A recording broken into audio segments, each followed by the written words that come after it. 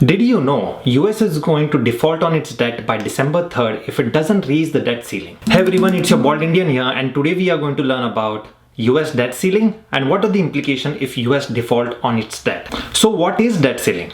As per Investopedia, the debt ceiling is the maximum amount of money that the United States can borrow cumulative by issuing bonds. You see, government borrows money by issuing bonds so that they can spend this money on several government programs like Social Security, Healthcare, Defense, Medicare, pay salaries of the federal workers, and so on. And these programs are paid for by us through taxes and insurance.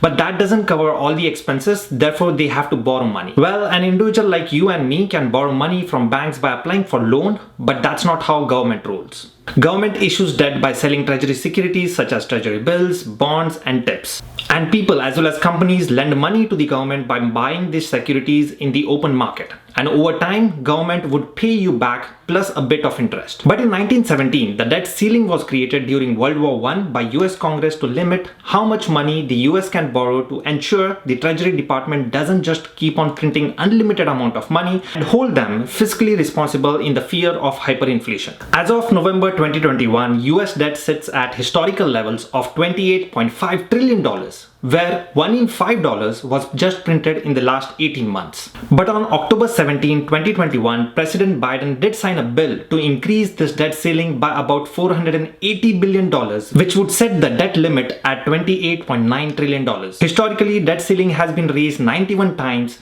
since 1941. Where it was just raised 17 times just in the last decade. Well, you might be thinking, now that the debt ceiling has been raised recently to $28.9 trillion, we should be okay to sail into 2022.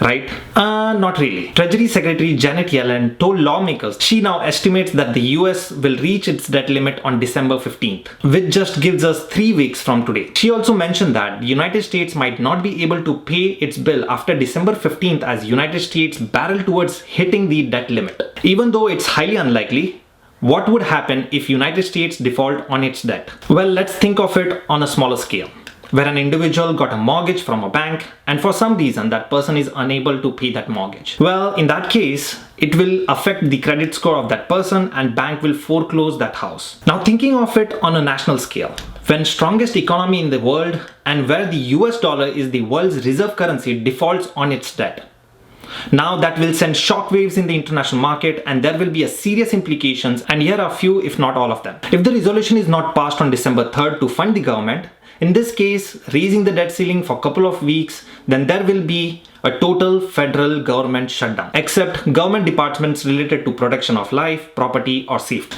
like the ones listed here, would tend to stay operational. Here are 5 things that can happen during shutdown. Number 1, microeconomic harm. Data supports that government shutdown does hit the real GDP. In 2018, as government shutdown lasted for 5 weeks, the Congressional Budget Office estimated that GDP dropped roughly by 0.4 points in that quarter. This happens because government is not spending or investing on any items outside the essential activities. Businesses that service government entities and employees will be forced to shut down as well. Number 2, hit to employment and wages. Government employees will not be laid off but will instead be placed on furlough. Historically, their wages lost during the shutdown have always been recouped. However, government contractors and other businesses that support government agencies, for example restaurants near the museums, that might close temporarily. For hourly workers, this means loss of wages and potentially a period of unemployment. Number 3, delayed 2021 tax filing. The IRS would continue to collect taxes. However, if the government shutdown lingers,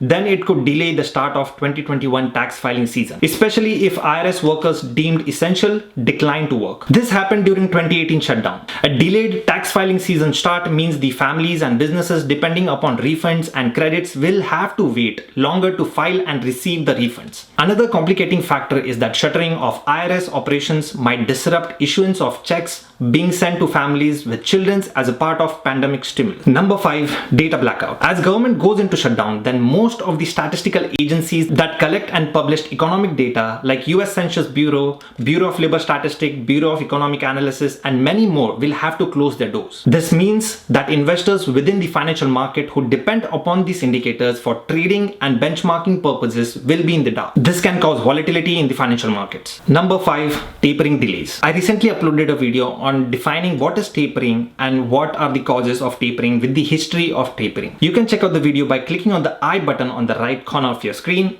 or I'll link it in the description below. As discussed in our last point regarding data blackouts, lack of economic data would affect tapering efforts. Fed analyzes the state of the economy based on employment data, consumer price index data, which helps them to understand if it's the right time to taper. And again, this would lead to volatility in the financial market and we can see a downturn. So there you go guys, mark the date on the calendar that December 3rd, Congress is going to take decision whether or not to raise the debt ceiling. This is a really important announcement to take a look at. And that's it for today's video guys. Hope now it gives you a clear view of what is debt ceiling. I have uploaded a lot of videos recently around personal finance, so do check out in the description below. And again, if I provided any value to you guys today, please feel free to drop a like and subscribe to my channel, and see you in the next one.